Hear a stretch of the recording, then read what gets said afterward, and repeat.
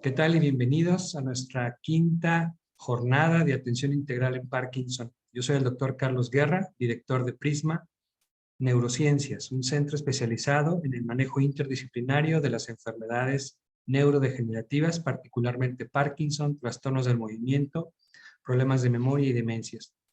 Vamos a dar inicio a nuestra serie de exposiciones respecto a la enfermedad de Parkinson y conocerán a los miembros de nuestro equipo, cada quien especialista en su área, para ampliar cada uno de los aspectos de intervención en esta enfermedad tan compleja y cada vez más frecuente.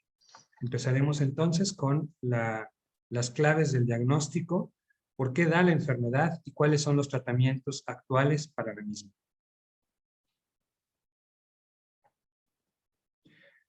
Empezaré con comentarles que la enfermedad de Parkinson es un trastorno que tiene síntomas del movimiento, pero también tiene síntomas que no involucran el movimiento. Fue descrita formalmente en 1817 por el doctor James Parkinson, que era un médico inglés. Sin embargo, ya en la historia teníamos descrito en el Antiguo Egipto y en otras culturas como la India, casos que parecen corresponder a enfermedad de Parkinson y que respondían a tratamientos con tratamientos naturales de dopamina, como la mucuna. Pero formalmente fue descrita en un libro, en 1817, donde se describió como una parálisis agitante. El paciente se veía lento y tieso, pero al mismo tiempo con temblor. No fue hasta mediados del siglo XIX, donde Jean-Martin Charcot, que fue el padre de las neurociencias modernas, describió la enfermedad con mayor detalle, con mayor precisión, dado que era un clínico excepcional, y la nombró enfermedad de Parkinson en honor a James Parkinson, que tuvo este tino en producir este libro, como les platicaba. En esta diapositiva les muestro las grandes asociaciones que están involucradas en la investigación y en la inversión para poder conocer más sobre la enfermedad, porque a pesar de tener más de 200 años descrita formalmente, no es hasta los últimos años que conocemos más de la misma y tenemos la posibilidad de poder modificar su curso y eventualmente curarla. Hasta la fecha todavía no tenemos una cura, pero nos estamos acercando muy rápido gracias a estas asociaciones, en particular la Michael J. Fox Foundation, que ha logrado hacer sensible y presente esta enfermedad a nivel mundial. En esta diapositiva les muestro que el área afectada de enfermedad de Parkinson ocurre particularmente cuando ciertas sustancias tóxicas cerebrales se anidan en un área que se llama la sustancia nigra. Esta sustancia nigra produce dopamina y esa dopamina actúa a nivel del estriado, que es un área del cerebro que coordina el movimiento. En esta gráfica que está enfrente de este dibujo, la primera fue para mostrarles más o menos en qué área del cerebro estamos hablando. Normalmente la dopamina está entre la comunicación de las neuronas, se le llama neurona presináptica, a la que produce la dopamina, y la postsináptica, a la que recibe el efecto de la dopamina y genera el movimiento, dicho de una manera muy general. En un estado normal se está produciendo constantemente, se mantiene un nivel constante de dopamina, lo que permite la generación del movimiento constante. Aunque no nos estemos desplazando, el movimiento está constante, por eso podemos estar sentados en una postura adecuada, moviendo nuestros brazos, o al dormir, por ejemplo, haciendo cambios de posición sin necesidad de planearlos. Son movimientos inconscientes pero voluntarios. En la enfermedad de Parkinson, los niveles de dopamina por esta muerte neuronal a nivel de la sustancia nigra disminuye, lo que genera que haya disminución del movimiento. Esta proteína que hemos descubierto, que es la causa de que la neurona vaya falleciendo, se le llama alfa-sinucleína. Pero el alfa-sinucleína, hay varios tipos de esta proteína. Hay una proteína soluble y estable que sirve para la estructura neuronal, que es normal. Pero por algún motivo, esta neurona puede anidar alfa-sinucleína no normal. Unos filamentos, unas marañas de estas proteínas, los cuales no son solubles y no se pueden desechar de la neurona, de tal manera que se agregan y se acumulan como unas marañas tremendas, que se les llama cuerpos de Levy. Entonces, los cuerpos de Levy es un acúmulo de esta proteína alfa-sinucleína, pero en una variante tóxica o inestable. De tal manera que se empieza a acumular dentro de la neurona y de esa forma la mata. En esta gráfica de la derecha extrema es una muestra de cómo va la progresión de la enfermedad en una etapa preclínica donde la persona no manifiesta la enfermedad, pero ya tiene el proceso en curso de ocurrir. Posteriormente, cuando se extiende en el área del cerebro, esta proteína se va transmitiendo a diferentes áreas del cerebro, va generando como manifestación mayor dificultad para moverse, hasta quizás la postración en silla de ruedas o en cama. Afortunadamente tenemos estrategias muy favorables que evitan que nuestros pacientes lleguen a este estado tan dependiente o tan limitante, pero estamos todavía presentando casos que pueden llegar a este punto. En el transcurso de la charla les platicaré cómo haremos para que no pase eso.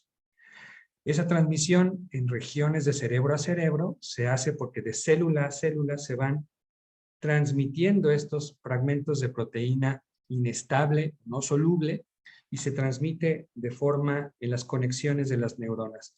Lo que hace entonces que se intoxique esa pobre neurona y finalmente se deshaga. Esto es lo que explica por qué la neurona va falleciendo. Esta otra gráfica demuestra que la proteína nativa o natural de alfa-sinucleína normalmente se procesa de manera adecuada por unas estructuras en la neurona que la desbarata y la deshace, degrada la alfa-sinucleína y mantiene a nuestro cerebro saludable. Pero si esta alfa-sinucleína se pliega de una manera que los pobres lisosomas no pueden atacar, no la pueden deshacer, los lisosomas son las organelas de las neuronas que permiten desechar la basura celular.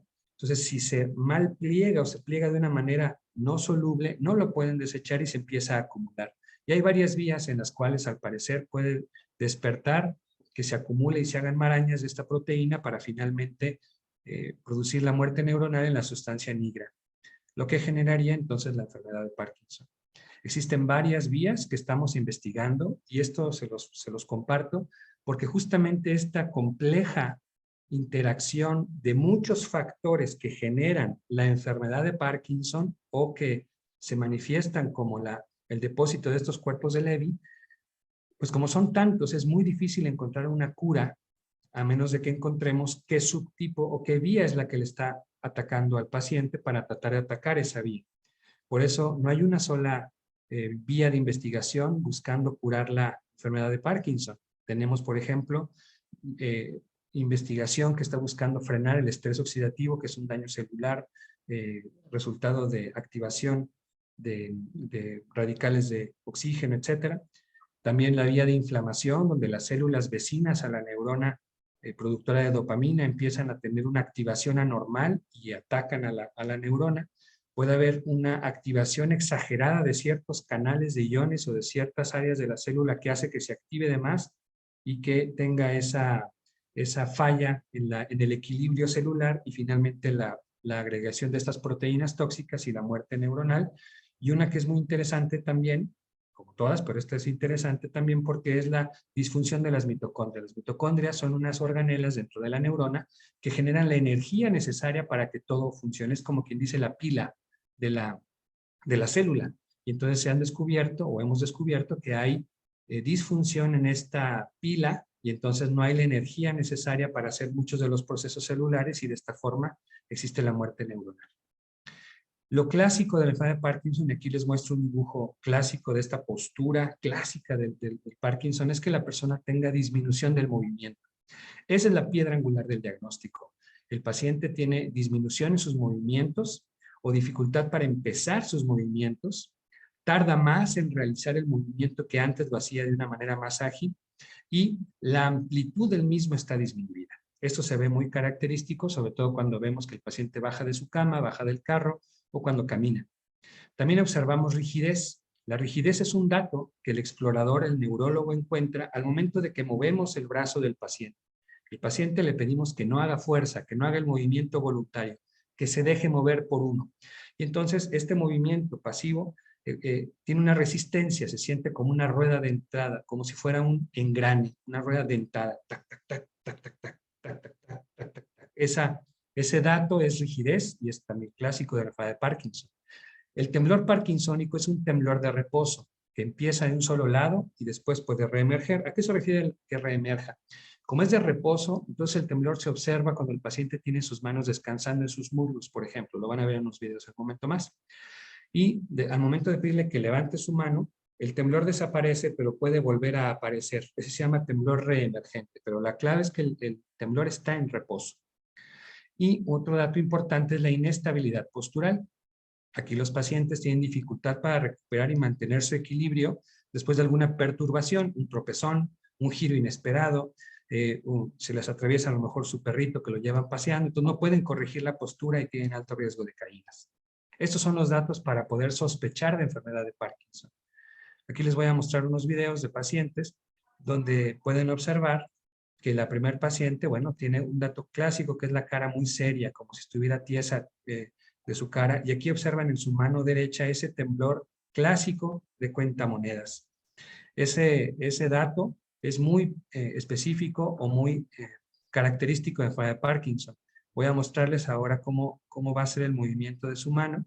Lo que hacemos en esta prueba es ver qué tanta amplitud del movimiento tiene, qué tanto logra abrir grande, pero al mismo tiempo hacerlo rápido. De tal forma que vamos viendo que empieza amplio y se va cerrando cada vez más. En su lado izquierdo vamos a ver que tiene este mismo hallazgo.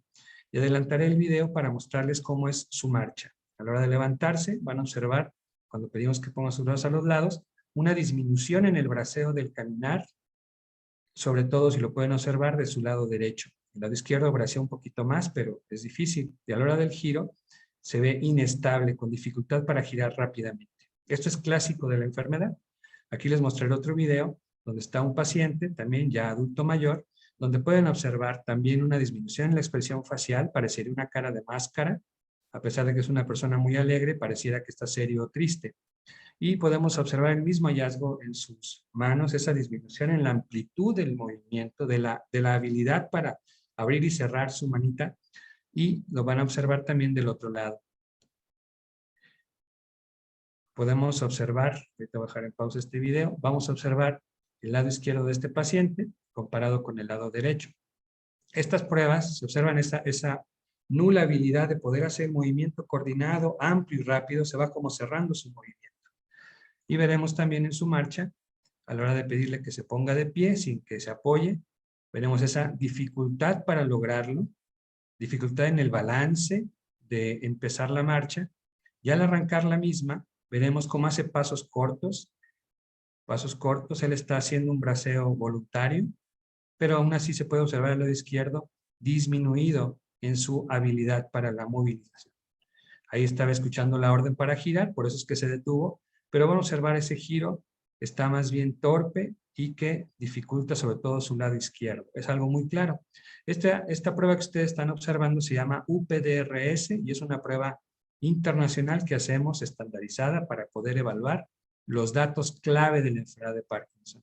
Mientras nuestro otro paciente termina su marcha, les mostraré este otro video de esta paciente donde van a ver un temblor mucho más notorio.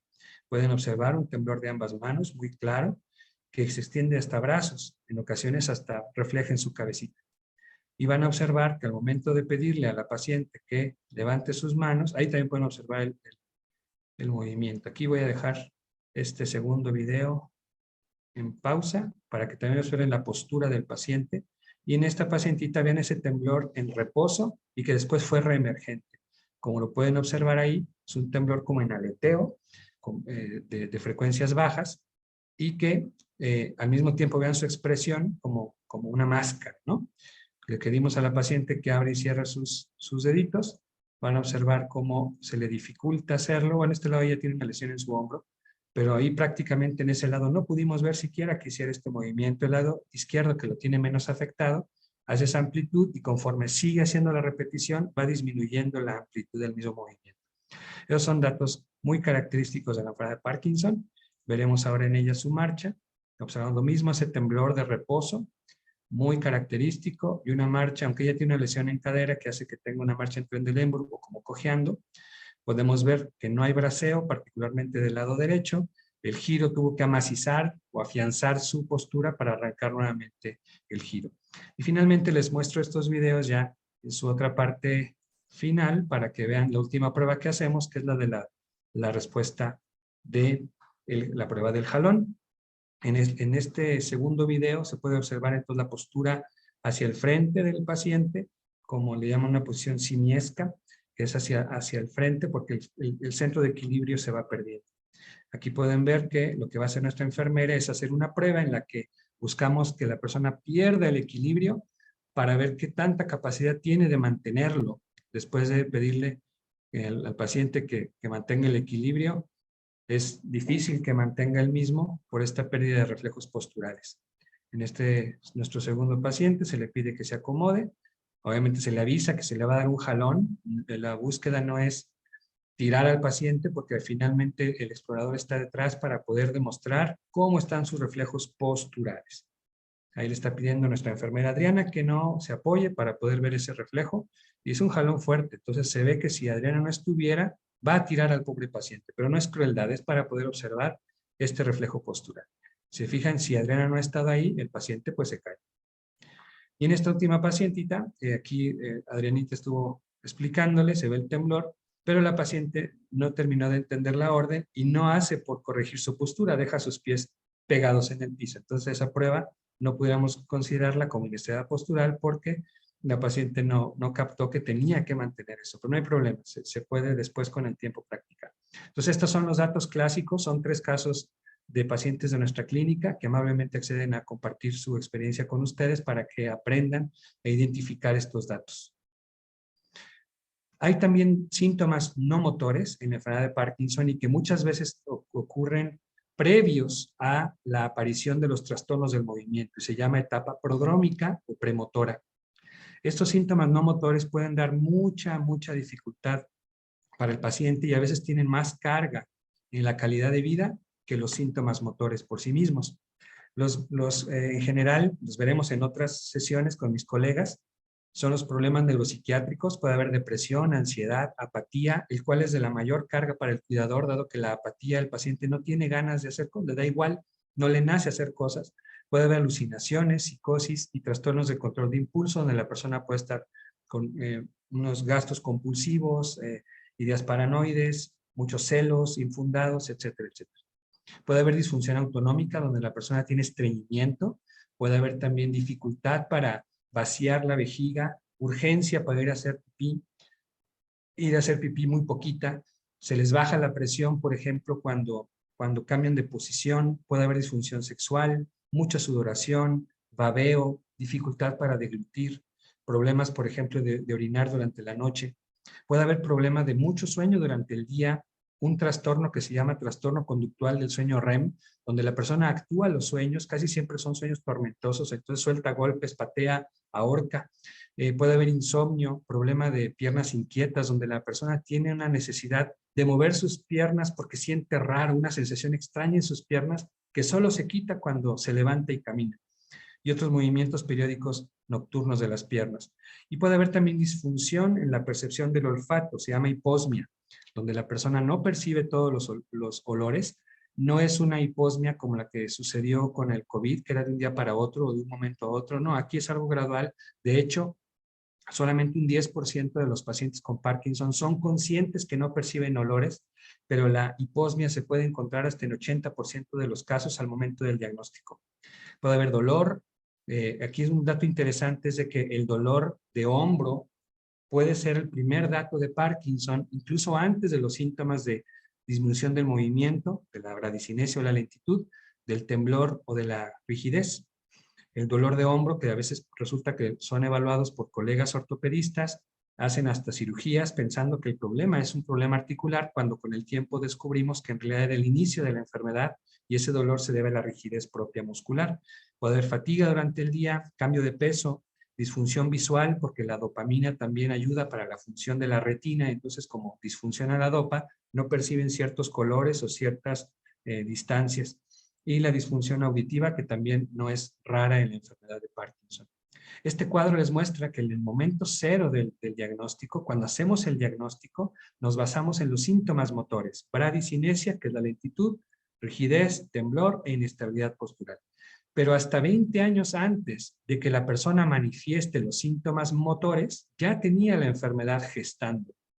Sabemos que de los síntomas previos al inicio de los síntomas motores, hasta 20 años antes, de los síntomas que más se asocian a desarrollar Parkinson es el estreñimiento, el trastorno conductual del sueño REM que les platicaba, la somnolencia excesiva diurna, la hiposmia y la depresión. Estos son los que más se pueden asociar a que en un futuro la persona desarrolle Parkinson.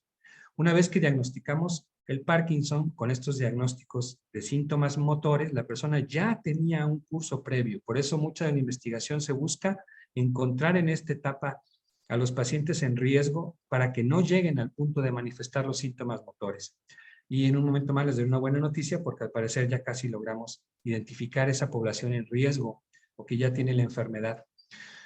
Puede haber también otros síntomas en la evolución de la enfermedad. Puede desarrollar mayor dificultad del movimiento, congelamientos de la marcha, se quedan como trabados, riesgo alto de caídas, pero al mismo tiempo puede haber deterioro cognitivo, en la cual la persona disminuye su agilidad mental, tiene dificultad para percibir las funciones visoespaciales, tiene también dificultad para manejar diferente atención, se llama atención dividida, la persona está atenta a una cosa y le es difícil cambiar de tarea muy fácil, y los problemas de memoria no son tan predominantes como en Alzheimer, pero en un futuro pueden ocurrir. Síntomas urinarios, disminución de la presión arterial, como les mencionaba. Puede haber algunos síntomas más complejos como la psicosis, alucinaciones, etc. La dopamina no es la única causa de los síntomas. Hay otras 3 neurotransmisores que fallan. Los neurotransmisores son las sustancias químicas que hacen que actúe nuestro cerebro en diferentes áreas, y hemos visto que al menos 4 vías están afectadas en el Parkinson. Sin duda la dopamina sería la reina o la estrella del caso porque es la que podemos identificar con estos síntomas tan dramáticos. Sin embargo, la falla de la noradrenalina nos da síntomas como apatía, como depresión, ansiedad, otros problemas de variantes rígidas del Parkinson. La vía colinérgica nos da la disfunción cognitiva, que puede progresar en algunos pacientes hasta demencia, y la disfunción urinaria. Y la vía de la serotonina nos da síntomas como depresión, fatiga, ansiedad y problemas del sueño. Entonces, en la actualidad hacemos una mezcla de varios medicamentos, no solamente mejorando la vía dopaminérgica, sino complementando con otras vías de acuerdo a los síntomas, particularmente los síntomas no motores que ya les mencionaba, que esos sí que responden a las intervenciones que hacemos con otros neurotransmisores farmacológicamente. ¿Cómo hacemos el diagnóstico de Parkinson? Bueno, obligado debe tener el paciente los síntomas clínicos que les mencionaba. Puede haber otros datos adicionales como hipofonía, que es una voz plana, baja, en un mismo tono y con dificultad para la articulación de las palabras por la misma rigidez. La persona habla de esta manera en un tono muy bajo, como que no se les entiende incluso por teléfono. La letra, esa amplitud del movimiento en la escritura va disminuyendo, se hace cada vez más chiquita, disminuye el braceo, la zancada en los pasos es más corta. Puede haber historia donde la persona tenga el temblor, lentitud, voz suave, como les decía, esa cara inexpresiva que se le llama hipomimia, y los datos de depresión y ansiedad que fueron de muy difícil tratamiento. El diagnóstico sigue siendo clínico. El diagnóstico se hace mediante pruebas clínicas y al momento de encontrar datos que sugieren Parkinson, hacemos una prueba que se llama prueba de levodopa. Y esta prueba consiste en pacientes que tienen lentitud, rigidez, temblor e inestabilidad postural. Les damos una dosis fuerte de levodopa tomada que se transforma en dopamina cerebral, y si por lógica sabemos que la gente con Parkinson tiene baja dopamina y eso da poco movimiento, al subir la dopa, entonces mejoraría el movimiento. Y así pasa. Les damos esa carga de levodopa y se nota un cambio claro y contundente en sus síntomas a la media hora y a la hora particularmente de haber tomado esta dosis de carga o dosis de reto. Y eso confirma la enfermedad de Parkinson.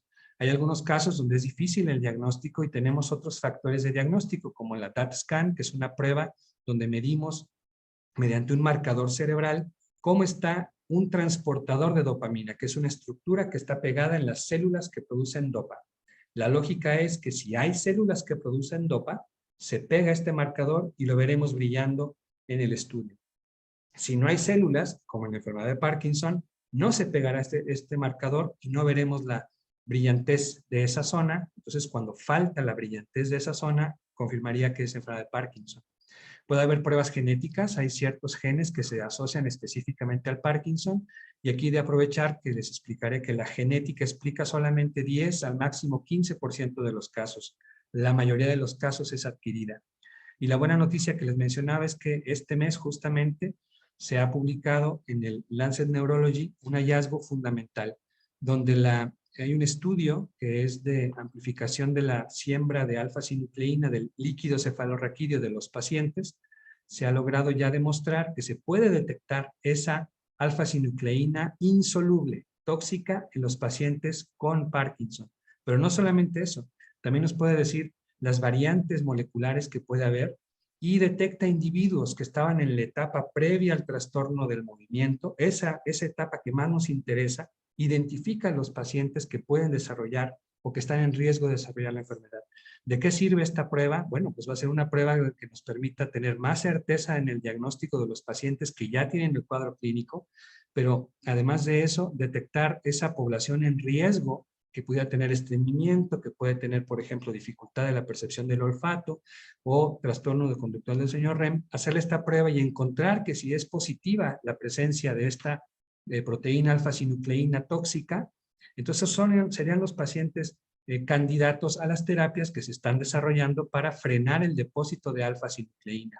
Esto es un gran avance histórico en la lucha contra el Parkinson y fue patrocinado evidentemente por la Michael J. Fox Foundation. Lleva 10 años haciendo este estudio y este año se va a publicar en mayo entrante. El artículo, bueno, ya está disponible online, pero se ha ya publicado esta respuesta que es fantástica. Entonces se confirma el diagnóstico de Parkinson y lo que buscamos es tratar de reproducir, en este diagrama les muestro la neurona presináptica que produce la dopa y estas bolitas que están aquí serían la dopamina constante. Lo que tratamos de hacer con los medicamentos es mantener el mayor nivel de concentración de dopamina entre las dos neuronas, la que produce la dopa y la que recibe la orden de la dopa.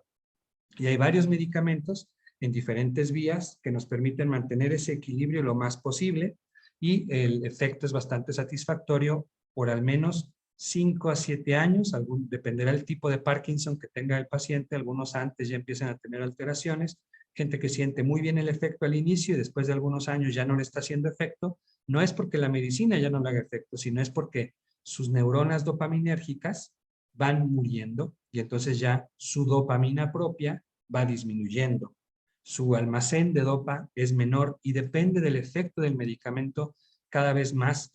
Y eso, los expertos en Parkinson, lo que hacemos es ir ajustando medicamentos para tratar de mantener ese efecto constante de dopa.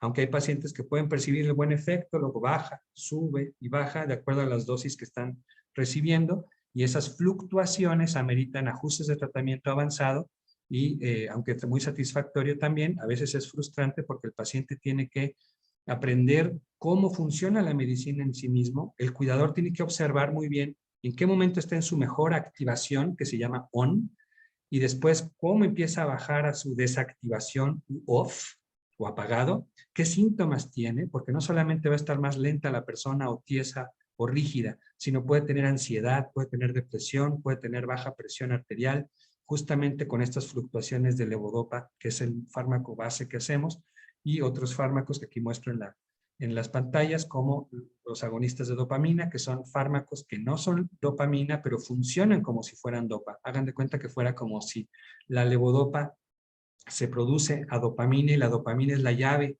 que abre las puertas de activación al movimiento en la siguiente neurona. Bueno, los agonistas de dopa son como si fuera una llave maestra que no es dopa, pero funciona como dopa. No son tan potentes como la levodopa, pero son muy suficientes para lograr beneficio. Y otros medicamentos como la rasagilina, la seleginina, que hay en nuestro país, lo que inhiben es una sustancia que degrada la dopamina. Entonces, al momento de que bloqueamos esa degradación, dura más su vida media entre ese espacio sináptico que permita entonces el movimiento. Aquí les muestro en general cómo vamos tomando decisiones. Existen muchos medicamentos que podemos utilizar, muchos, y el médico decidirá de acuerdo al caso del paciente. No hay un fármaco que sea superior a otro. Si ustedes ven su receta y la comparan con otro paciente, van a ver que son recetas diferentes o a lo mejor un poquito similares, pero tienen diferencias. Y es que cada paciente de Parkinson es diferente y el tratamiento se escoge de acuerdo a los síntomas motores y a los síntomas no motores para poder equilibrar estas vías y tener el mejor efecto posible. Pero quiero llamar su atención a que en todas las etapas y todos los síntomas responden a terapia física y ejercicio. Eso es algo muy importante. Todos los pacientes deben hacer ejercicio como parte fundamental de su tratamiento. Si dejamos que el paciente no se mueva, se deteriora más rápido. Si aislamos al paciente, se deteriora más rápido en su función motora y en su función intelectual. Conforme avance el tiempo, puede ser que tengamos que llegar a terapias avanzadas como la estimulación cerebral profunda, que es una cirugía especial de la cual mencionaré ya para terminar. Como les mencionaba, el ejercicio en Parkinson es fundamental, es importantísimo porque mejora síntomas motores y no motores, particularmente la función cognitiva. Se ha demostrado que mejora la funcionalidad física y de esta manera disminuye la incapacidad o discapacidad de los pacientes. Mejora el equilibrio, mejora la fuerza, disminuye la velocidad de progresión de la enfermedad, pero también ayuda a mejorar la salud en general del paciente, controla diabetes, mejora la calidad del hueso, mejora también su salud cardiovascular y como les mencionaba, se ha demostrado que el ejercicio mejora la capacidad de atención y la función visoespacial en estos pacientes. Entonces el ejercicio es fundamental en el tratamiento del Parkinson. Aquí les voy a mostrar actividades que hacemos en Prisma con nuestros pacientes, coordinación, por ejemplo, en este primer caso del fútbol, tratar de fortalecer piernas con pesas y hacer la coordinación de un paso a otro. Hacemos pruebas de marcha lateral, llevando un ritmo, por ejemplo. Hacer terapias de baile, como pueden ver al centro de este video. Terapias donde podemos observar que tienen que correlacionar la actividad de colores o las mezclas del mismo para mejorar equilibrio, enfocados en coordinación, memoria y atención. Y hay muchas variantes que podemos hacer de fisioterapia, es muy dinámico y muy activo y siempre acompañado de un programa de fortalecimiento y de cardiovascular, ¿no? De fitness cardiovascular. En la cirugía de Parkinson lo que hacemos es colocar unos chips, pacientes que tienen más de 4 años de duración con la enfermedad, que tienen estas fluctuaciones importantes donde no se pueden controlar con los ajustes de medicamentos, que sí responden al levodopa, todavía en esta escala tienen muy buena respuesta. Gente que tenga menos de 70 años por el solo hecho de que el cerebro disminuye de volumen y es más difícil manipular un cerebro atrófico. Personas con temblor que no se puede controlar con medicamentos y no deben de tener demencia, problemas psiquiátricos graves, problemas físicos graves o algo que contraindique la cirugía. Recientemente se ha agregado como diagnóstico para poder ofrecer la cirugía de Parkinson a los pacientes el trastorno de control de impulsos y de problemas de disregulación dopaminérgica. La gente está muy acelerada, compras compulsivas, conducta hipersexual, etcétera, porque esto se debe muchas veces al efecto de los medicamentos agonistas de dopa y que al momento de colocar este chip en el cerebro, pues podemos suspender medicamento, ya que el chip sustituye el efecto de la medicina y disminuye entonces radicalmente este trastorno de control de impulsos. Básicamente lo que hacemos es que estos circuitos que están de una manera en Parkinson alteradas, no generan movimiento, colocamos este estimulador, este chip en un área específica del cerebro y activa nuevamente esta maquinaria celular para generar el movimiento. La gran ventaja es de que esté prendido este marcapaso celular o este chip que esté mandando la actividad eléctrica, entonces tendremos la respuesta clínica. Los pacientes tendrán respuesta 24 horas al día, los 7 días de la semana, 365 días del año. La pila es la clave, entonces el paciente tiene que estar recargando su pila como un celular, pero sabemos que dura hasta 15 años esta pila. No es una cirugía curativa, pero sí lleva a los pacientes a un estado funcional espectacularmente bueno. Algunos colegas han mencionado que como que retrocediera la enfermedad hasta 9 años. Imagínense ustedes, qué maravilla. Y sí, efectivamente son respuestas impresionantes. Se coloca el electrodo en ese sitio, en este caso es el núcleo subtalámico, se colocan estos cables debajo de la piel y llegan a la pila se coloca en el pecho y esa pila también sirve de antena y para poder hacer la programación y de vía para poder recargar la misma. Básicamente se ubica, esto es un estudio de resonancia magnética donde se hizo un dibujito para identificar dónde se coloca el estimulador. Al parecer, ese mismo estímulo favorece la fortaleza de las neuronas, ya que las neuronas funcionan con electricidad, son como cables, un complejo cable interesantísimo. Entonces, al tener este estímulo constantemente, genera que se refuercen y al parecer pudiera ayudar a que la persona no degenere tan pronto sus neuronas. Aquí les muestro un video de una paciente que está previo a la aplicación. Aquí la pueden ver en el primer video. sin efecto de dopa, sin medicamento. Pueden ver esa gran rigidez, gran lentitud, dificultad para moverse. En el segundo video ya es con dopa, es con medicamento. Pueden ver la gran respuesta que tiene comparada con el video inicial.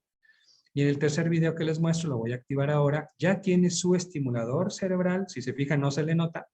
Y además tiene solamente un parche. En el primer video era levodopa con otros medicamentos, y en este video que les voy a mostrar, ¡ay!, no se activó. En este video último pueden ver ustedes cómo tiene mejor agilidad del movimiento. Voy a dejar los otros dos jalando para que vean la gran diferencia. Y ya tiene su estimulador cerebral activo. Ella quiere levantarse, ya no quiere hacer más pruebas, quiere demostrar cómo camina. Y pueden ver cómo funciona el estimulador, prácticamente como si estuviera con su levodopa, pero en este video ya no toma levodopa, solamente con su estimulador cerebral. Este otro caso, pueden ver del lado izquierdo, la dificultad para moverse. Pueden observar esa postura tiesa del movimiento. En el lado izquierdo, vestido de pants, no tiene medicamento. En el lado derecho es con medicamento. Pueden ver que sí mejora su habilidad del movimiento, su habilidad para la marcha, pero claramente sigue teniendo una gran limitación para la misma, mal equilibrio. Vean cómo tiene que apoyarse en su pared para poder lograr ese movimiento, que tiene pasos cortos, etc. Se ve una clara respuesta al tratamiento, pero aún así no tiene una respuesta óptima. Y en este otro video les mostraré, ya estaba con su estimulador cerebral, y van a observar cómo está su movilidad. Aquí no tiene efecto de medicamento, es solamente el estimulador, y pueden notar cómo mejoró su postura. No hace esos gestos que tenía su cara por el efecto también de falta de medicamentos, sino que ya el estímulo le permite esa habilidad motora dramática. Y adelantaré un poquito el video para ver su marcha, que es el objetivo más claro. Miren cómo levanta, su postura es bastante buena y su braceo bastante satisfactorio, la amplitud de la zancada maravillosa, el giro es bastante bueno, aunque todavía tiene un defecto en la postura. Hay que recordar que aquí es su primera programación sin efecto de medicamento. Esa es la estimulación pura, una respuesta maravillosa, que es lo que observamos en la cirugía de Parkinson. Finalmente, ya para concluir, les comparto que aunque tenemos esta enfermedad descrita por más de 200 años, solo hasta los últimos años hemos aprendido más sobre su enfermedad y tenemos grandes avances, como pudieron ver. El diagnóstico sigue siendo clínico, aunque existen métodos de soporte al mismo, y recientemente esta prueba de líquido cefalorraquídeo de análisis de alfa-sinucleína, que al parecer, pues bueno, nos va a abrir muchas posibilidades de tener mejor certeza del diagnóstico. En el tratamiento es fundamental que el paciente esté involucrado, entienda su enfermedad, entienda su etapa, su familia esté involucrado, porque ese ambiente va a ayudar a que se mueva y que se active. Y el equipo terapéutico que tenemos que intervenir, básicamente, no solo el neurólogo, sino la parte de fisioterapia, quizás terapia de inclusión, terapia de lenguaje, psicoterapia, terapia ocupacional, etcétera. Somos un equipo completo todos para poder mejorar la funcionalidad. El ejercicio es la piedra angular. La gente que ya hacía ejercicio no batalla. El que no hacía ejercicio siente, híjole, yo nunca hacía ejercicio, pero al empezar a hacerlo, percibe tanto beneficio que se convierten en fieles seguidores del ejercicio. Los medicamentos los elegimos de acuerdo a los síntomas del paciente y a su etapa de evolución. Hay muchas mezclas que podemos utilizar, y la cirugía de estimulación cerebral profunda es una alternativa de respuesta espectacular a nuestros pacientes, en pacientes que están bien seleccionados. No todo mundo es candidato a la cirugía, como pudieron ver, pero los que lo son responden bastante bien. Yo les agradezco su atención. Les invito a que sigan las charlas que vamos a tener en estas jornadas de atención integral. Cualquier duda que tengan, por favor, no duden en dirigírnosla. Están los sitios de conexión para tener este seguimiento, y en Prisma estamos para ayudarles, para involucrarnos con ustedes y hacer un equipo completo de intervención con la lucha de esta enfermedad. Nuevamente, gracias por su atención y sigamos en la lucha contra el Parkinson.